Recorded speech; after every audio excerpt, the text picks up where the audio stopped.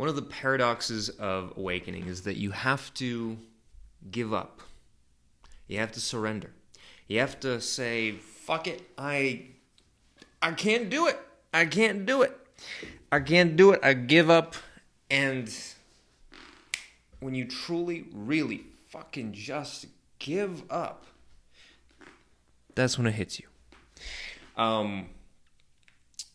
There's a story, a Zen koan, about a lumberjack that goes into the forest. I think Alan Watts is the first person I heard this from. It's one of the first koans that I think maybe I've ever heard. This lumberjack goes into the forest, and he is chopping at these trees. And there's a satori that appears on the other side of the clearing in which he's working. And a satori is, for those that know a little bit about Buddhism, and it's an awakening. It is a moment of consciousness, of realization. And but in this story, it is kind of doubles as this creature, this mythical creature. And so this lumberjack sees this satori, this creature, on the other side of this clearing. And he sees it, and he runs right after it with his axe up in the air. And he's about to, strike it dead. And as soon as he does, it's on the other side of the clearing, where he just was. He runs over to it again, and it's on the other side of the clearing. And he's going back and forth, like, to every corner of the circle of this clearing that he's in, until he's exhausted. He can't catch the satori, and so he just throws up his hands, gives up, goes back to the tree that he was chopping before, and as he raises the axe over his head, the axe head flies off the handle and strikes the satori in the head, killing it dead. And like many Zen koans, it's a little bit shocking. It's a little bit, hits you over the head in the end. The message is, you give up. You can't catch it. It's a thing that you cannot catch. And when you, in that moment, when you let go, when you say, I give up, I can't get it, there is a surrender. There's a letting go. And it's exactly that which we're looking for. It is surrender. It is letting go. It is letting go of the mind trying to make things happen, trying to make things the way that we want them to be, the way that we think they need to be, to experience spirituality in the way that we think it needs to be, how we think it should feel. And when we just give up, it arrives. Not from anywhere else. It's been here. But it's clear. It's clear as air. That's why, in fact, actually air is used as a metaphor oftentimes. The sky is used as a metaphor for awakening. It's as clear as air. There's no magic lights. There's no, kind of like intense visuals. It's a kind of blinking awake. Wow. It's this. It's just this.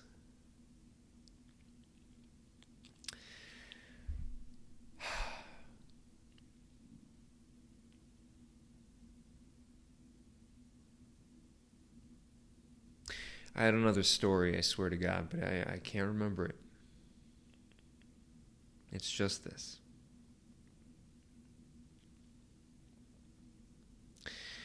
When we let go, when we surrender, when we give up on trying to get enlightenment, on trying to get whatever it is that we're desiring, whatever it is we're attached to getting, when we let go, we truly give up. That's when we open the possibility, the space, for the world to exist as it is and not as we want it to be. And it's in that moment that we realize perfection. Because perfection is not what we thought it was. It's not the perfection that we have in our head. Oh, I have a vision of a perfect world. Oh, I have an idea of what the good is, a good life, a good universe, a good me, a perfect me. No, it's not that. The perfection that we realize is the perfection that already exists everywhere around us all at once. That is the perfection of the cosmos. It is not a place without pain. It is not a place without death. It is not a place without suffering and all of the things that are unpleasant. It is a place that is perfect because these things are not bad. They're not evil. They're not wrong. It is we make up that it's wrong. We make up that it shouldn't be happening. We make up that pain is bad and we got to get rid of it. We make up that the darkness is somehow evil. And psychologically, this goes deep. This goes into a really deep prejudice that human beings have for light over dark. I think it extends to this racism and this prejudice we have against people with darker skin. This idealization of people with lighter skin, people with darker skin, associated more with the night, with the darkness, with the dirt, with death. And that's a deep and old prejudice that I think we've transferred. The light-dark prejudice in general, we've transferred onto people. We've projected it. So it goes deep. It goes deep. It goes deep.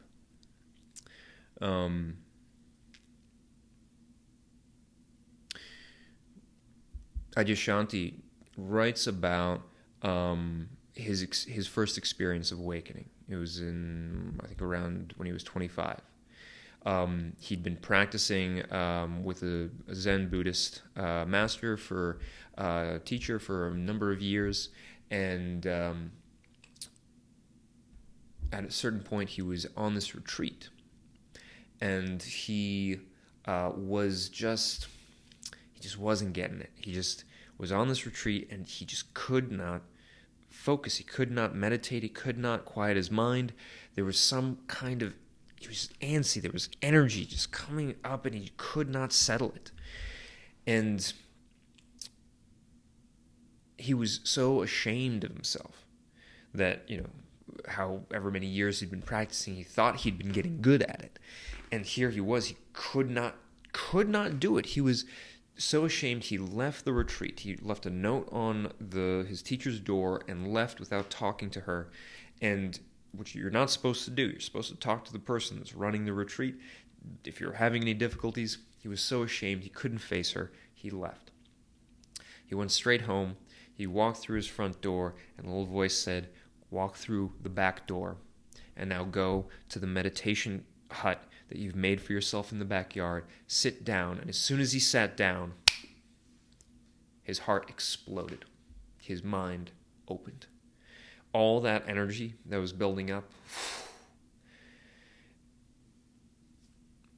it exploded.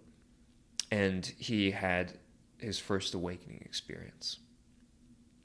And he tells this story in a number of places, but he tells it as, he said, I thought I had failed. I thought that my spiritual path was done. I was so ashamed. I thought, I can't even sit through a retreat, something he'd done many times before. I can't do it. I'm done. And it's that surrender. It's that moment of giving up that allowed him to break open mind and heart and body, his whole being.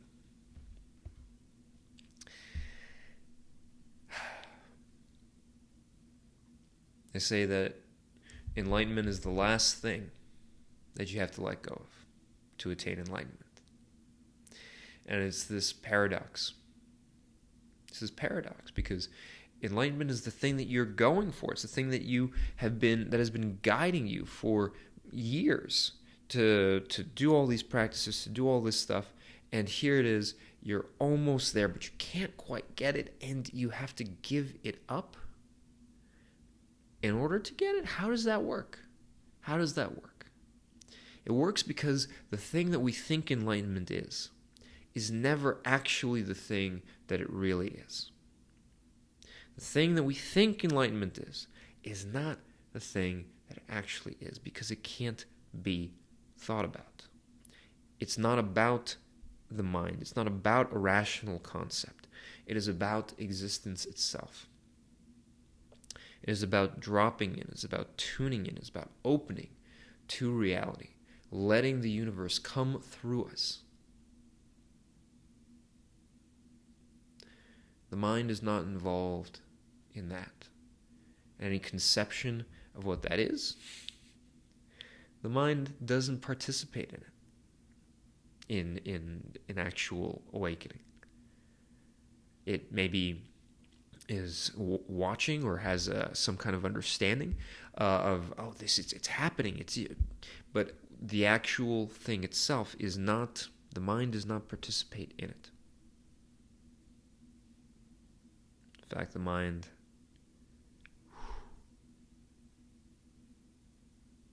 goes blank.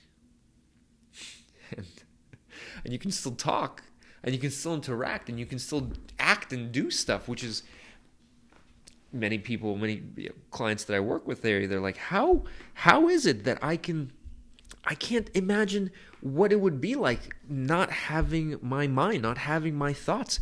How would I do stuff? How would I act? How would I go to work? How would I live? And the truth is, you do stuff without your mind all the time. You just don't notice it. The mind is not the thing that drives us. It is the thing that rationalizes and explains to itself why you're doing what you're doing. In fact, there are scientific psychological experiments that all the time show that this is happening. There's the severed corpus callosum that's experiments where had one side and another side of people's brains separated in the middle by surgery. This is for helping epilepsy. And they had conducted these experiments, and they showed one side of the brain some image, and then or send some signal, and then with the opposite side of their body, they would write something. They would draw something, and they would ask them, why did you draw that? Why did you do that? Because one side of the brain isn't communicating to the other what's happening, not consciously anyway. And it would make up a story. It would make up a story of why they drew that thing. Or they would ask it to send the message from one side, raise your hand. They'd raise the right hand, they'd raise the right hand. And then the right side of the brain would be they'd ask that side of the brain, why did you raise your hand? And they'd make up some story. The mind rationalizes why it's doing stuff. And it believes its own rationalization. It believes its own explanations. By the way, I completely botched the explanation of that experiment. I'll link to a better description of it in the comments, in the description. But the mind rationalizes what it's doing, and it thinks that it's the one in control. We think that we're making these rational decisions. Really, they're arising out of us. They're arising in response to the world. They're arising out of our emotions and beliefs and our deeper subconscious drives.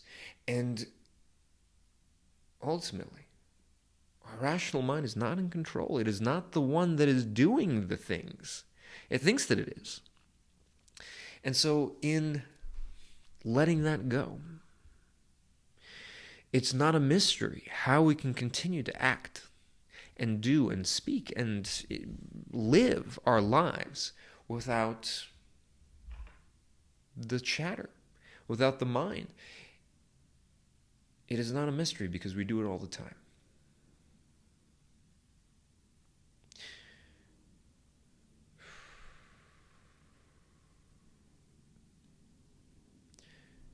And letting go and surrender and giving up and saying, hell, I cannot do it. I don't know how. I have reached the end of my rope. I give up. That is a powerful place because it's there that the light can get in. It's in moments of deep despair, moments of deep heartbreak, deep loss and tragedy. The mind cannot fathom how to respond. It gives up. Oftentimes it's in these moments, exactly these moments, when the mind cannot deal, it gives up. That's when awakenings can happen. And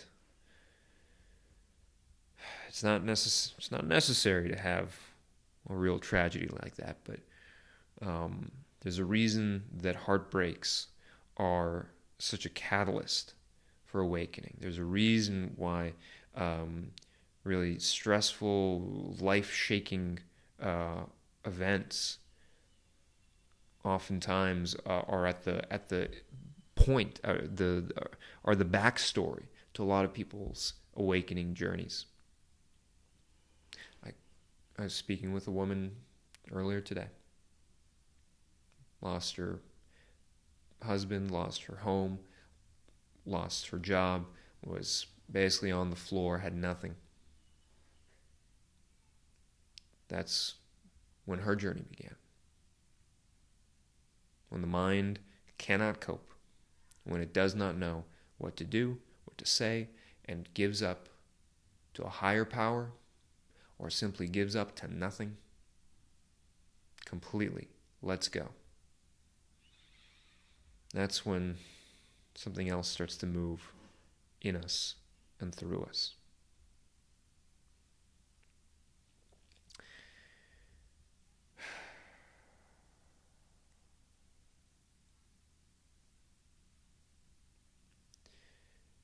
If you're looking for guidance with this kind of work, get in touch with me.